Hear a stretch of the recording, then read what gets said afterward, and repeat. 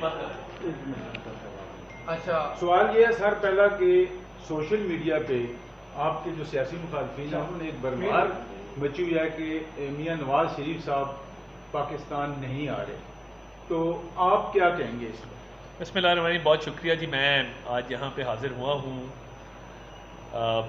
मियाँ नवाज शरीफ के इस्तकबाल की तैयारियों के सिलसिले में। मुझे ज़िला रावलपिंडी की ज़िम्मेदारी सौंपी गई थी और साद रफ़ीक साहब आज अटक में मौजूद हैं, वो बतौर डिविज़नल कोऑर्डिनेटर हमारी निगरानी कर रहे हैं। तो मैं तो ये समझता हूँ कि मैंने जो जोश व जज्बा देखा है, जिस हवाले से तैयारियाँ देखी हैं, यहाँ भी आप देख रहे होंगे लोग अपने टारगेट्स को भी एक्सीड कर रहे हैं और जो हमारे कारकुन हैं, मुतहरक हैं, मुनज़्ज़म हैं, नया जोश वलवला है। ये बाकायदा एक इलेक्शन कैंपेन की शक्ल इख्तियार कर गया है ये सारा सिलसिला। और मियाँ नवाज शरीफ की वापसी अल्हम्दुलिल्लाह अटल है, कन्फर्म्ड है। वो सऊदी अरब पहुँच चुके हैं और उन्होंने लंदन से परवाज़ भर ली है सऊदी अरब के लिए।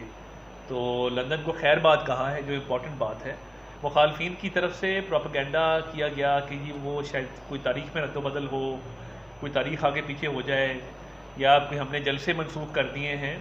ये तमाम अफवाहें वही लोग कर रहे हैं जो सोशल मीडिया पे एंटी स्टेट प्रोपेगेंडा करते हैं, अफवाज पाकिस्तान के ख़िलाफ़ प्रोपेगेंडा करते हैं, मुल्क को नुकसान पहुँचाने की बातें करते हैं। ये वही ग्रोह है जो अब हमारी इस कैंपेन को सैबोटाज करने की कोशिश कर रहा है। मगर लाहौर से लेके पिंडी तक और पिंडी से लेके पेशावर तक, पेशावर से लेके कराची तक, कराची से लेके कोयटा तक, जहाँ जहाँ पे भी तैयारियाँ हो रही हैं बड़े अरूज पे हैं। और लाहौर के अंदर स्पेशली क्योंकि ये लाहौर का जलसा है मीनार पाकिस्तान का 21 अक्टूबर का, बहुत बेहतरीन इंतज़ामात हैं। और जिन हवाले से ये बात की जा रही है, मैं इसकी मजम्मत करता हूँ इस कैंपेन की। और मैं ये समझता हूँ कि माजी के अंदर बड़े बड़े जलसे हुए होंगे मीनार पाकिस्तान में, मगर इंशाअल्लाह ताला इस दफ़ा तमाम रिकॉर्ड टूटेंगे, जिस हवाले से मैं तैयारी को देख रहा हूँ। तार साहब, ये कहा जा रहा है कि मियाँ नवाज शरीफ तमाम मसाइल का हल लेके आ रहे हैं और ख़ास तौर पर जो आपकी हालिया जो गवर्नमेंट थी उसमें जो बेरोज़गारी, उसमें जो गुर्बत, उसमें जो अवामी मसाइल थे, उन सब का हल लेके आ रहे हैं। तो वो कौन सा हल था जी वो अभी लेके आ रहे हैं, और वो जो 1.5 साल हुकूमत आपको मिली है उसमें वो अपने भाई को नहीं दे सके थे? देखिए, बहुत शुक्रिया। 2013 में जब हमें हुकूमत मिली तो आपके घर में भी 18 घंटे लोड शेडिंग होती होगी, मेरे घर में तो 18 घंटे लोड शेडिंग थी और गर्मियों में बंदा बेहाल हो जाता था। हमारी थोड़ी याददाश्त, कई दफ़ा हम जब चीज़ मसले से निकल आए तो हम उस चीज़ को याद करने में थोड़ा सा ज़रा गफलत कर जाते हैं। 13 में हमें जब इकॉनमी मिली तो महंगाई तकरीबन 11% पे थी, डबल फिगर्स में थी। और जो हालात थे लोड शेडिंग के, 500 अरब रुपए सालाना का लॉस था इकॉनमी को। मियाँ नवाज शरीफ आए, 4 साल के अंदर पता नहीं जिन्होंने काम किया, 12 मोटरवेज दे के गए, 12,000 मेगावाट बिजली दे के गए, महंगाई 11% से 4% पे लेके गए, ग्रोथ को 1% से 5.8% पे लेके गए, प्रोजेक्टेड है 6.4%, 6.4% पे शरह नमू को छोड़ के गए थे। पेट्रोल 100 रुपये था, डॉलर 115 रुपये था, बिजली जो थी वो 12 रुपये फ़ी यूनिट थी। तो ये मियाँ नवाज शरीफ ने सिर्फ 4 साल के कलील अरसे में किया। अब उस 4 साल का मवाजना करें इन 4 साल के साथ। अब बात यह है कि मैं यहाँ पे इस बिल्डिंग को गिरा दूँ और इसका मलबा पड़ा हो तो आप कहें नहीं, ये आपने 16 महीने में ये बिल्डिंग क्यों नहीं खड़ी की? मैं मलबा उठाऊँगा या मैं बिल्डिंग तामीर करूँगा? एक शख्स ने कहा था मैं खुदकुशी कर लूँगा IMF के पास नहीं आऊँगा। ज़िद, अना, घमंड। IMF के पास चले जाते हैं, हालात बेहतर हो जाते हैं। 2 पीपल्स पार्टी के साबका अदवार के वज़राए ख़जाना जिसमें शौकत तरीन साहब और हफीज़ शेख साहब को आजमाया गया, जो पहले ही आजमाए जा चुके थे। इकॉनमी के लिए कहते थे कि मुझे डॉलर के रेट का या बीवी से पता लगता है या टीवी से पता लगता है। ये 2 ज़रिए थे उनके पास डॉलर का रेट पता करने के बतौर वज़ीर आज़म। हर मर्ज़ का इलाज क्या था? ट्रैक पैंट्स पहन के, काली एनके पहन के, शाम के वक्त जब उठते थे बादशाह सलामत, तो वो मीटिंग करते थे तर्जमानों की। हर मसले का, हर मर्ज़ का इलाज तर्जमानों का इजलास बुला लो, प्रोपेगेंडा कर दो, झूठ बोलना शुरू कर दो। किसी के पास गए हैं, किसी दूसरे मुल्क में टांग पे टांग रख के बैठे, पता ही नहीं है कि एक किसी और मुल्क के सरबराह से किस तरीके से डीलिंग करनी है। बैनुल-अक़वामी ताल्लुकात ख़राब किए, 4 साल में IMF के मायदे को ताख़ीर का शिकार किया, महंगाई आसमानों पे ले गए, ब्लेम कोविड पे डालते रहे। और हम जब आए हैं 16 माह में हमारा टारगेट ये था कि हालात जितने गंभीर हो चुके थे, पाकिस्तान इंटरनेशनली आइसोलेट हो चुका हुआ था, महंगाई डबल फिगर्स में दोबारा पहुंच चुकी हुई थी, तबाही हो गई हुई थी, और हर चीज़ जो महंगाई है, आपकी बाकी मसाइल हैं, वो डॉलर के रेट से लिंक्ड है। जितना रुपया की कदर में कमी होती है उतने इकोनॉमिक मसाइल बढ़ते हैं। अब 16 माह में टारगेट ये था कि हम किसी तरीके से IMF के मुआहदे को तय करते हैं।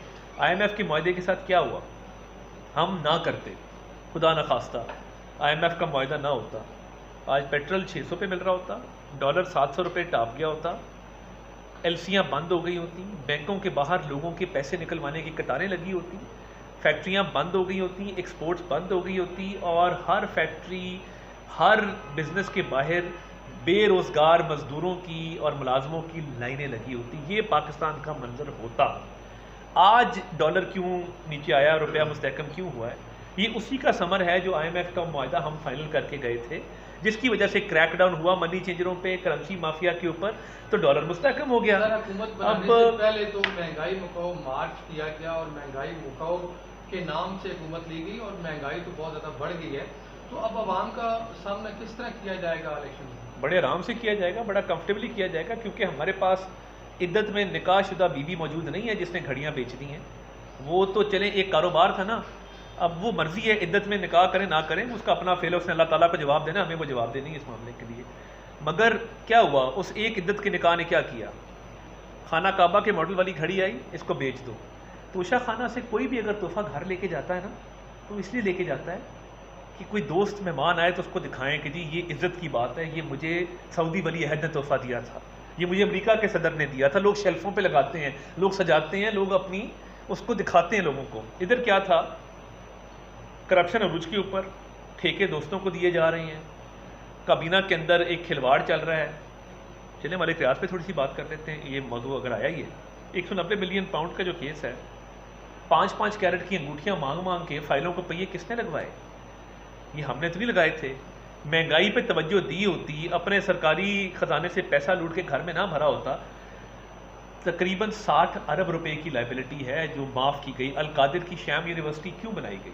4 साल में फेस तो वो करें ना जिनकी बच्ची का केस चल रहा है इस्लामाबाद हाई कोर्ट के अंदर, जो जमाइमा खान के पास पल रही है, और जमाइमा खान इजराइल जिंदाबाद के नारे लगा रही है अपने ट्विटर अकाउंट के ऊपर।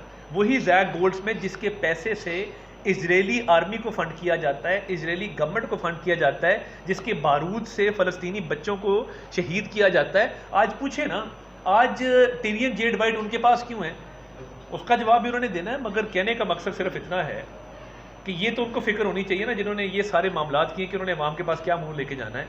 हम तो वही मुंह लेके जाएंगे जिससे हमने 12,000 मेगावाट की बिजली लगाई है, हम तो वही मुंह लेके जाएंगे जिससे आपकी ये मोटरवे बनी है जो आपके शहर से गुजरती है, हम तो वही मुंह लेके जाएंगे जिससे हमने 6 एटमी धमाके किए थे, हम तो वही मुंह लेके अवाम के पास जाएंगे जिससे हमने महंगाई का खात्मा किया था। मियाँ नवाज शरीफ को अगर 5 साल का मैंडेट मिलता है बतौर वज़ीर आज़म के, जितना एतमाद अरब ममालिक को और चीन को और हमारे दोस्तों को मियाँ नवाज शरीफ के ऊपर है, शायद ही किसी और पे होगा।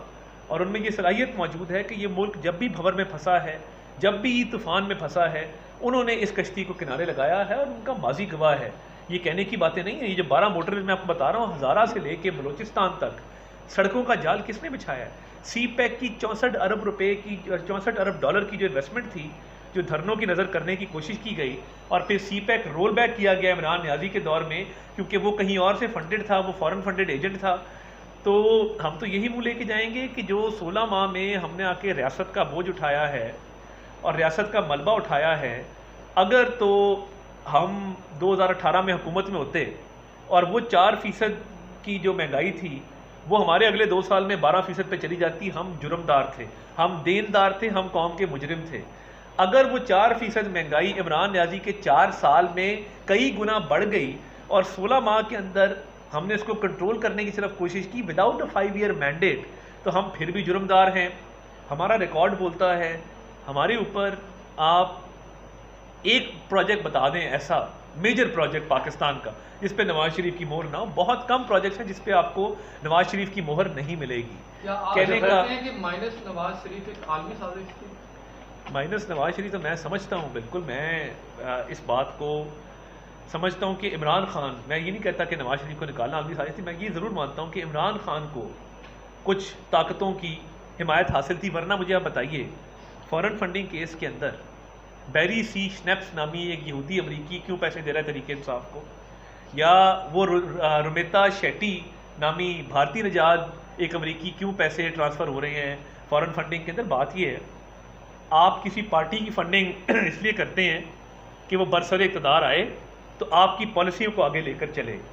तो फॉरेन फंडिंग में जब ये नाम सामने आए हैं तो ये वाज़ेह हो गया कि इमरान खान जिनकी कैंपेन लंदन में जाकर चलाता है, सादिक खान नामी मुसलमान पाकिस्तानी नजाद बरतानवी मेयर का इलेक्शन लड़ रहा है। हम कैंपेन किसकी चला रहे हैं? हम जैक गोल्डस्मिथ की चला रहे हैं।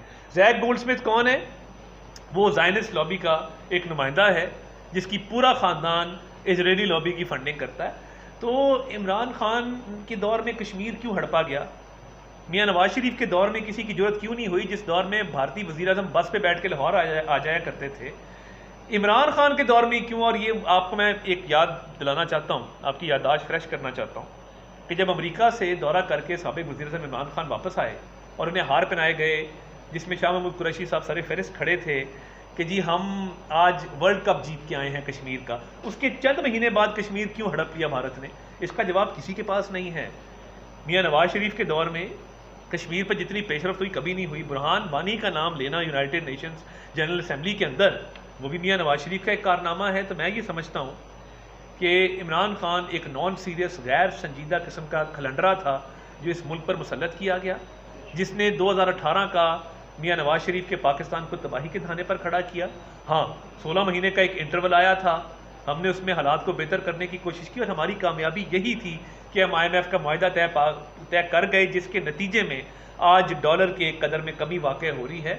आगे जो एजेंडा है वो तामीर व तरक्की का है, वो खुशहाली का है, वो फॉरेन इन्वेस्टमेंट का है, वो सड़कों का है, अस्पतालों का है, कॉलेज स्कूल यूनिवर्सिटियों का है। इमरान से अगला इलेक्शन लड़ना चाहते हैं, लेवल प्लेइंग फील्ड मांगना चाहते हैं। एक टॉक शो पहले कर लें।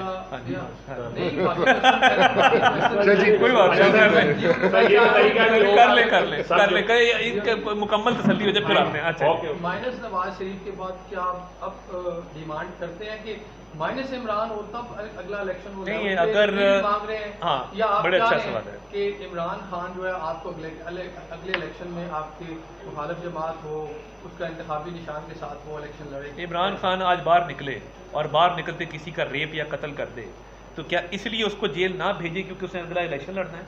ये -1 की मुझे समझ नहीं आती है। हमने नहीं कहा था कि घड़ियाँ चोरी करो, हमने नहीं कहा था कि साइफर को आके लहराओ, हमने नहीं कहा था कि अपनी तिजोरियाँ भरो, मिस डिक्लेयर करो और ये तोहफे ब्लैक मार्केट में बेच के फरागोगी के जरिए पैसे खा जाओ। बात ये है, जो जुर्म किया उसकी सज़ा मिलनी है।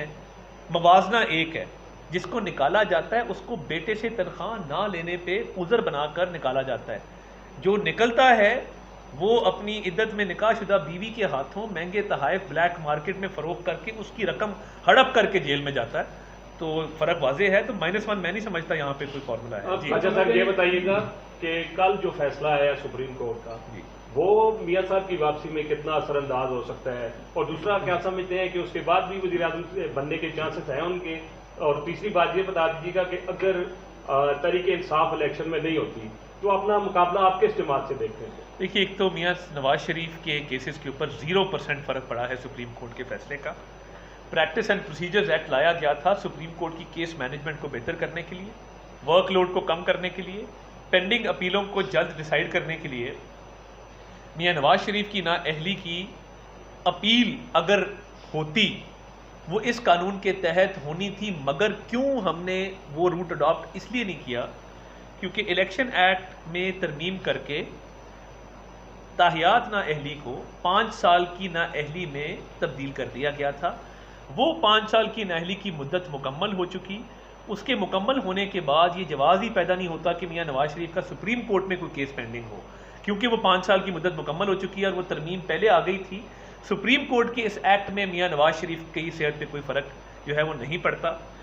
जहाँ तक बात है आने वाले इलेक्शंस की, तो उसमें देखिए, मैं ये समझता हूँ कि तरीके इंसाफ एक गैर फितरी अमल के नतीजे में मार्ज़ वजूद में आने वाली जमात है। जनूबी पंजाब महाज बना दो, इसका कान मरोड़ो, इसका बाजू मरोड़ो। उस वक्त के करता धरता लोगों ने ये कुछ लोगों को इकट्ठा करके तरीके इंसाफ की गोदी में फेंक दिया अब तहरीक इंसाफ में 2 लोग थे जो सियासी मैनेजमेंट करते थे, जहांगीर खान तरीन और अलीम खान। ये 2 सियासी जहन के लोग थे, ग्रास रूट के पॉलिटिकल लोग थे, जो लोगों को पार्टी में शामिल भी करते थे, सियासी वज़न भी पता था, सियासी बैकग्राउंड भी पता था। अब इस्टेब्लिशमेंट को दोष देने वाला इमरान न्याजी क्या ये बता सकता है कि उसने अलीम खान पे केसेस क्यों बनाए नैब के, उसकी बेगम को 1.5 घंटा वेटिंग रूम में क्यों बिठाया? क्या इस्टेब्लिशमेंट को दोष देने वाला इमरान न्याजी ये बता सकता है कि जहांगीर खान तरीन के ऊपर क्यों केसेस बनाए गए, उनकी बेटियों पे केसेस क्यों बनाए गए? जब इन 2 लोगों को तहरीक इंसाफ से निकाला तो वो जमात गिरना शुरू हो गई। अब जितनी तेज़ी से उसको बनाया गया था, गैर फितरी जमात थी, उतनी तेज़ी से वो टूट के बाकी जमातों के अंदर चली गई है। देखिए, मेरा ख्याल है कि बहुत सारी जगहों पे, पंजाब में तो पीपल्स पार्टी का असरा मौजूद नहीं है, बहुत सारी जगहों पे पीपल्स पार्टी से मुकाबला होगा, और बाकी फिर आज़ाद उम्मीदवार हैं या कई जगहों पे IPP है। इसके अलावा मैं नहीं समझता कि पंजाब के अंदर को हमारा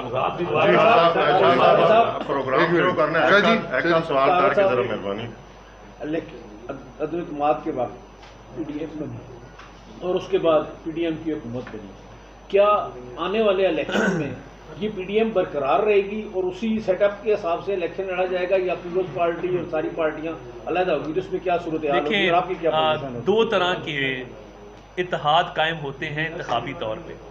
एक होता है इंतखाबी इत्तेहाद और एक होती है सीट एडजस्टमेंट। इस हवाले से ना कोई फैसला किया गया है, ना इस पर मुशावरत हुई है, बहुत कबल अज़ वक्त है। हाँ, ये ज़रूर है कि कुछ सीटों के हवाले से सीट एडजस्टमेंट मुमकिन है। इंतखाबी इत्तेहाद होता मुझे कम अज़ कम मेरी ज़ाती राय में नजर नहीं आता। एस्टैब्लिशमेंट के साथ मामला तय हुए तब नवाज शरीफ साहब आ रहे हैं, या इसको किस तरह देखने? देखिए, एक फैशन बन गया है कि हर बात पे एस्टैब्लिशमेंट को मंजर ले आते हैं। इमरान खान अपनी तबाही का खुद जिम्मेदार है, और इमरान खान ने 9 मई का वाक़या एस्टैब्लिशमेंट के ख़िलाफ़ किया। भारत वो जुर्रत ना कर सका जो इमरान खान ने किया। चोरी चकारी भी खुद की, साइफर भी खुद किया। मियाँ नवाज शरीफ का जहाँ तक ताल्लुक है, वो अरशद मलिक की वीडियो हो, वो बाकी मामलात हों, मियाँ नवाज शरीफ के ख़िलाफ़ जितने केस बनाए गए थे सब की बेगुनाही के सबूत टाइम के साथ साथ आते गए हैं, और वो पिछले दौर में भी आए हैं। एस्टैब्लिशमेंट से डील का सवाल ही पैदा नहीं। बहुत शुक्रिया जी।